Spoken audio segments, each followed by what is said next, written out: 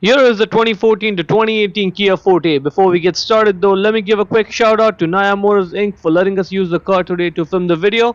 They are a used car dealer here in Ottawa, Canada. Check out the link in description for their entire inventory. Go ahead and pop the trunk. Now that's the light there. The way to access it is from behind it. We need to get that flap off. So go ahead and pull it off. There's one edge over there on the back side, one flap, one on the top, one on the bottom, and one on the rear side. Okay, get it out. Let's press down on the electrical connector and pull it off. Press down and slide it out. It's done. Now let's loosen the bulb holder. Twist it left. And now it's loose. Now before we get it out, just get those black and yellow wires on the other side of the electrical connector. Otherwise it's going to stop you from getting the bulb holder out. See that? Yep. Now you have more play. And there it is. There's the bulb holder. See how I can push it down? So push the bulb down, twist it left, and the bulb comes off.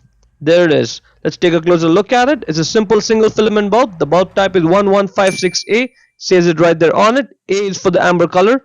Get the new bulb, drop it in there, push it down, and then twist it right, let it go. It's locked in place. Now you see that tab on the bulb holder which is slightly bigger. Align it with the slot on the light which is slightly bigger. So that way when you put the bulb holder back in, it just simply drops in. If not, then you'll spend a few seconds just wiggling it around to get it aligned so that it can drop in. So get the bulb holder in there. Let's move those black and yellow wires on the other side. Right?